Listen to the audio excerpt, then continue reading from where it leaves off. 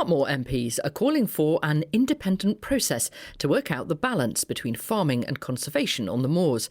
Well, this follows what some called rewilding by the back door, Natural England's recent decision not to renew some farmers' countryside stewardship agreements on the moor unless the number of livestock was significantly reduced to try and improve the condition of some protected areas.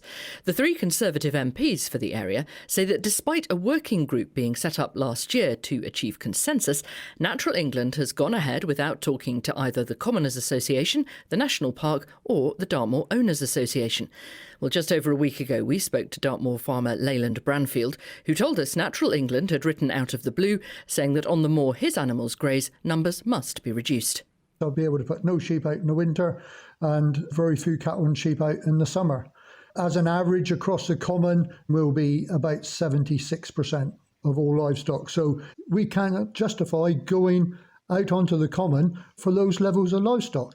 It's going to collapse the businesses of the vets and the auctioneers and the hauliers and the feed people in it. And it is going to have a huge impact on our cultural and social economics in this area. Well, at the time, Wesley Smith from Natural England told us despite these schemes being in place for decades in some cases, the condition of some conservation sites has not improved. So management of the moors in those areas has to change. The schemes are set up to deliver specific outcomes. Some of those agreements are delivering on those outcomes, and therefore there would be very little change required. For agreements where there is a sort of a gap in the delivery of those outcomes, we will be trying to work with farmers to agree what changes need to be put in place to their management in order to give everybody confidence that at the end of the day, those agreements will deliver. Well, Anthony Mangnall is MP for Totnes. His constituency covers part of Dartmoor, and he told me that with a working group underway, Natural England should have used it. It was bringing people together, it was having proper conversations that needed to be had, and it was engaging all parts of the community on Dartmoor, and that was the right thing to do. And so to suddenly find ourselves in this situation without the proper level of engagement and sort of information from Natural England is deeply disappointing. What we want to see is we want to see a 12-month extension of all the current agri-environment agreements.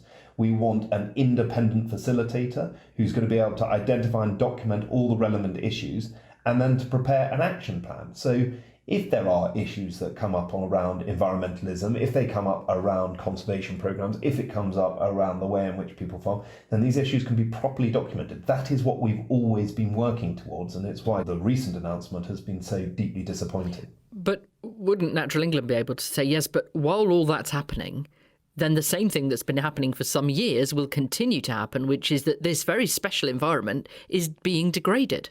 But it's not just, and it's laying the blame at farmers. That's the difficulty, and that's the disappointment, is that it seems to be suggesting that this is all down towards farmers and the way in which they farm it. And I'm afraid I don't think many of us take that to be the case.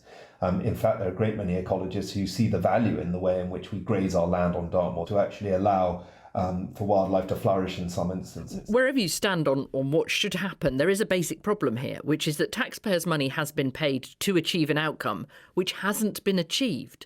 So why keep paying? Just because not every element has been secured or achieved doesn't mean you cancel the whole thing. And that's exactly what we've been working towards with Dartmoor farmers and with all the relevant stakeholders, is to find this way of which we can improve the situation, not just cancel it and stop it altogether. And that's what we're particularly worried about at the moment, is again, this announcement comes out of the blue, hasn't been engaged with all the other stakeholders on Dartmoor, and we need to find a way through, which is why I think what we're requesting and what we're asking for is a perfectly sensible approach that can take people with us. It's what we thought was happening last year and was all heading in the right direction. But this immediate decision from Natural England is deeply unhelpful and quite worrying for many, many farmers whose future is now uncertain. We have heard from Natural England, which says it's planning to meet commoners, landowners and the Dartmoor National Park in early April. But it also points out that these changes to grazing will only be where appropriate. So in some places, no change or even an increase, they say. It's not just about stock numbers. It's about working together to agree how we achieve the right animals for the right place at the right time of year. The level of stocking will be specific to each site, taking into account the current condition of each SSSI and common. That all sounds fantastically reasonable, which is the way in which they operate. The difficulty here is that is not how they've operated to date. It's been deeply frustrating that they haven't engaged with many of these stakeholders beforehand. And it is also deeply alarming that they have ended up scaring farmers into the situation where they don't understand what their future is likely to be. So that is a welcome statement, but at the same time, this is what we've been trying to do for the last few years, and it's for precisely this reason that we're asking for an independent inquiry on this situation. The Conservative MP for Totnes, Anthony Mangnall. That's it from